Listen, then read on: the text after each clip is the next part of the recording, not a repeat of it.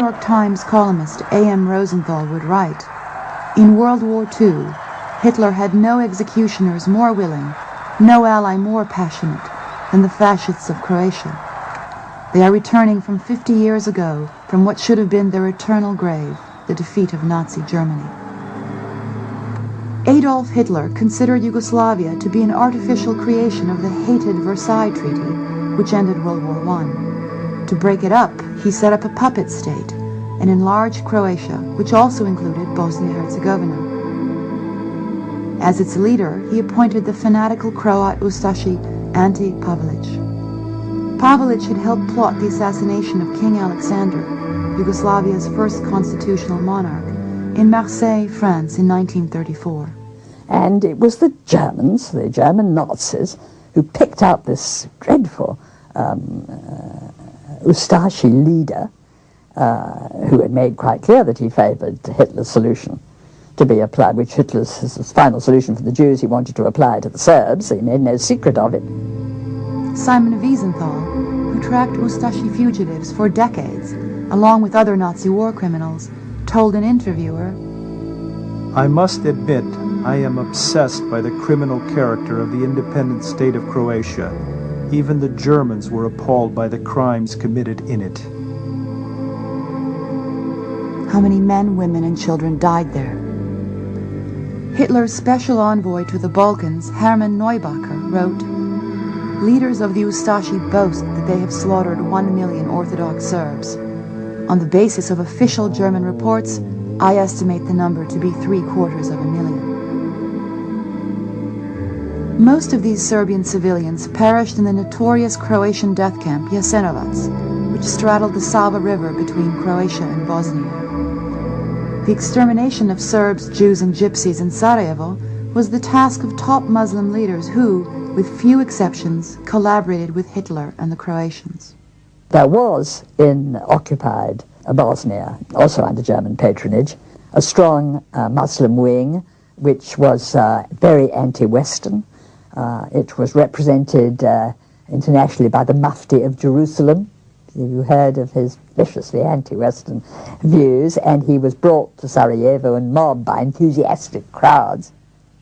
After the war ended, Croatia and Bosnia were never denazified. Not only were there no apologies to the Serbs, Jews, and Gypsies, but attitudes remained frozen under the surface of Tito's official policy of socialist fraternity amongst peoples. Following the death of Yugoslavia's longtime leader, Tito, in 1980, right-wing émigré organizations took out an advertisement on the opinion page of the New York Times, stating that Yugoslavia would not survive, and offering a map which included all of Bosnia as part of Croatia. It was a map nearly identical to the Nazi-created Independent State of Croatia. By 1990, as communism was collapsing in Eastern Europe, Croatian separatists pinned their hopes on a former communist general named Franjo Tuđman, who had been jailed for excessive nationalism by Tito in the 1970s. You know, I met him very soon after he came out of communist jail, while Tito was still alive.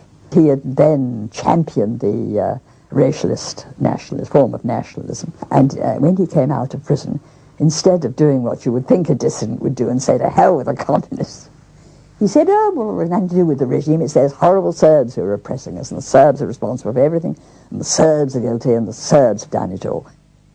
Tuđman received important help from outside of Croatia in his rise to power. The German Secret Service was enormously active in Croatia and in all of Yugoslavia, trying in the 80s to build bridges between what were called the national communists, Stipe Mesić, Franjo Tuđman, in Yugoslavia, and the Ustasa revanchist organizations which lived in the diaspora of Croatia, that is to say, all of the people of weight and influence who had fled the former Nazi puppet state in 1945. Tuđman found it useful to come to terms with them, and because he was running on this xenophobic platform, there was really no difficulty about it.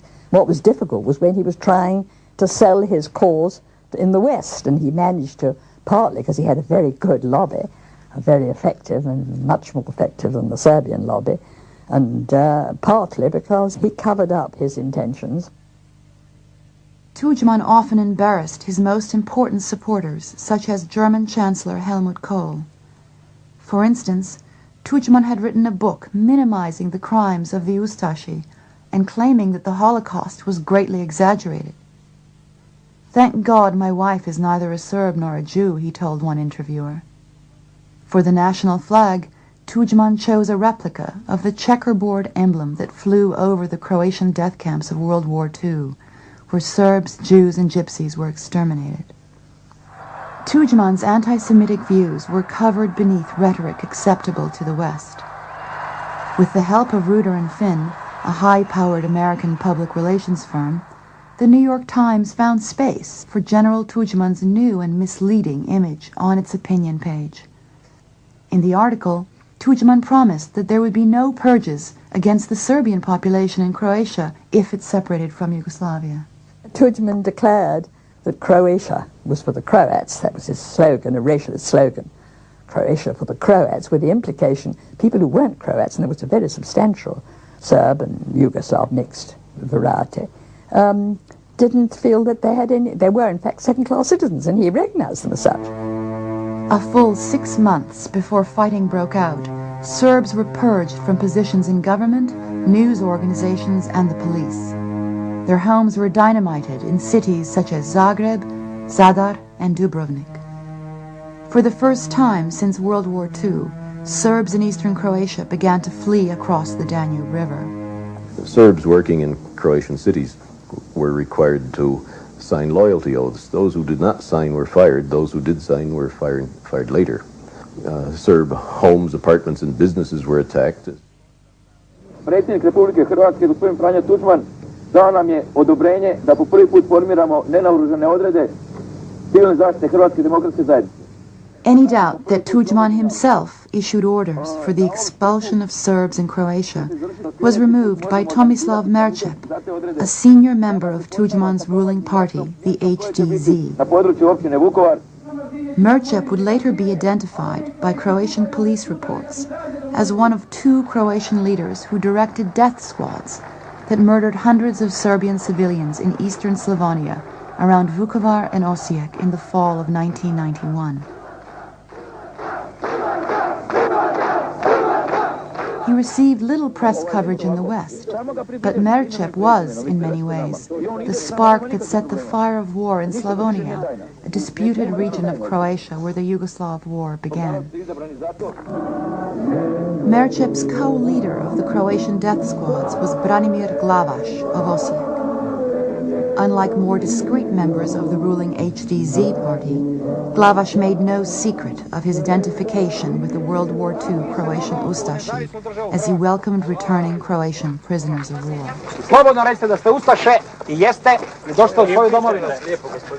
While some French intellectuals were hailing Croatia as part of the new Europe, old and familiar forces were at work. Osijek became a magnet for neo-fascist groups fighting with Glavaš. They included British skinheads, German and Austrian neo-fascists, and followers of the French extremist Jean-Marie Le Pen. C'est comme ça que l'on bâtit l'Europe nationaliste. Et vous y allez directement après, demain? Oui, demain nous partons pour Zagreb pour prendre des ordres à l'état-major, mais pas de l'armée croate régulière. Nous allons avec la force de défense croate qui dépend du parti du droit croate, et donc nous partirons quelque part sur le front en Slavonie, je suppose. The United States, which soon adopted Germany's approach to the Balkans, ignored recent history and offered a simple explanation for the fighting which broke out in the predominantly Serbian region of Croatia, which was known as the Krajina.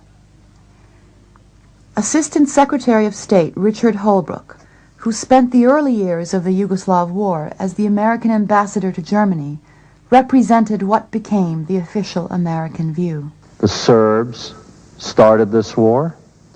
The Serbs are the original cause of the war. Those who tried to prevent the war saw it differently.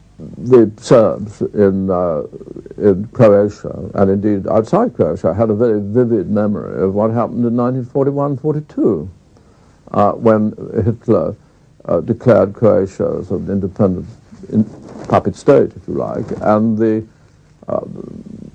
horrors that went on there and the murders of the Serbs were still very, I mean, a very large number of Serbs were murdered at that time. I mean, hundreds of thousands. And I think it was very understandable that when Croatia declared its independence and promulgated a new constitution without any safeguard for the 600,000 Serbs who still lived in Croatia, the Serbs were very perturbed about this. Ante Pavelić. Pavelić had helped plot the assassination of King Alexander, Yugoslavia's first constitutional monarch, in Marseille, France in 1934. And it was the German. New York Times columnist A.M. Rosenthal would write, "In World War II, Hitler had no executioners more willing, no ally more passionate than the fascists of Croatia. They are returning from 50 years ago from what should have been their eternal grave, the defeat of Nazi Germany." Adolf Hitler considered Yugoslavia to be an artificial creation of the hated Versailles Treaty, which ended World War I. To break it up, he set up a puppet state and enlarged Croatia, which also included Bosnia-Herzegovina. As its leader, he appointed the fanatical Croat Ustashi, the German Nazis, who picked out this dreadful Ustashi leader, who had made quite clear that he favored Hitler's solution to be